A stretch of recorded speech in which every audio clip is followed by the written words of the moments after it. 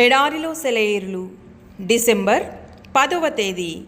మేము శ్రమ పొందినను మీ ఆదరణ కొరకును రక్షణ కొరకును పొందుదుము. మేమాదరణ పొందినను మీ ఆదరణ కొరకై పొందుదుము. ఆ ఆదరణ మేము కూడా పొందుచున్నట్టి ఆ శ్రమలను ఓపికతో సహించుటకు కార్యసాధకమై ఉన్నది. మీరు శ్రమలలో ఎలాగు పాలివారై ఉన్నారో అలాగే ఆదరణలోనూ పాలివారై ఉన్నారని ఎరుగుదుము. గనుక మిమ్మును గూర్చిన మా నిరీక్షణ స్థిరమై ఉన్నది. 2వ కొరింథీయులకు రాసిన పత్రిక 1వ అధ్యాయము 6-7 వచనాలు. నీకేదైనా వేదన బాధ కలిగినప్పుడు వెంటనే వెళ్ళి కష్టసుఖాలు చెప్పుకోవడానికి నీ పరిచయస్తుల్లో ప్రత్యేకమైన వ్యక్తులు ఉన్నారు కదా. వాళ్ళు ఎప్పుడూ ఇంపైన మాటలు సేదతీర్చే మాటలు పలుకుతుంటారు. నీ అవసరానికి తగిన ఆలోచన చెప్తుంటారు. అయితే గాయపడిన హృదయాలను కట్టడానికి కారే కన్నీళ్లను తుడవడానికి సామర్థ్యం వాళ్ళకి ఎలా వచ్చిందో నీకు తెలియదు.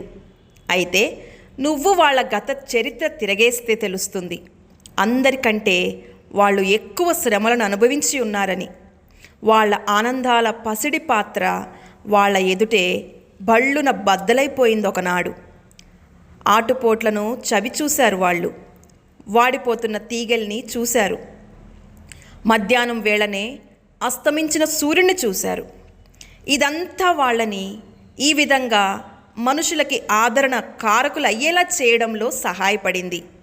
దూరదేశాల నుండి వచ్చే ప్యాకెట్లు మురికిగా ఉండొచ్చు, కానీ వాటిలో సుగంధ ద్రవ్యాలు ఉంటాయి.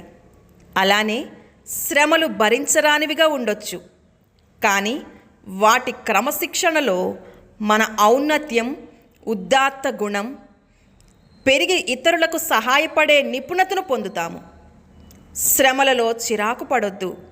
దాని ద్వారా నువ్వు పొందగలిగినదంతా పొందుకోవడం నేర్చుకో. దేవుని చిత్త ప్రకారం నీ తరం వాళ్ళకి సేవ చేయగలిగేలా దాని సహాయం తీసుకో. ఓ సుప్రభాత శుభవేళ ఒక తీయని పాటను ఆలకించాను.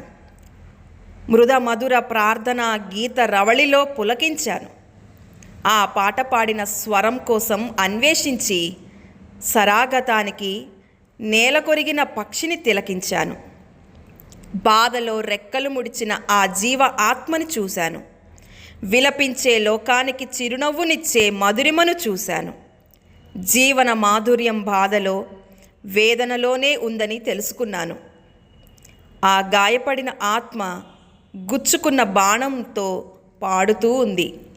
తెలుసా, ప్రేమించి హింసల పాలైన మనిషి గురించి, ఆ చేతులకున్న మేకుల గురించి, ప్రక్కలోని బల్లెం గురించి, కొరడా దెబ్బల గురించి, అపహాస్యాల గురించి, ముళ్ళ కిరీటం గురించి, నీ పాపాల కోసం చనిపోవడం గురించి. దేవుడి మాటలను దీవించునుగాక. ఆమేన్.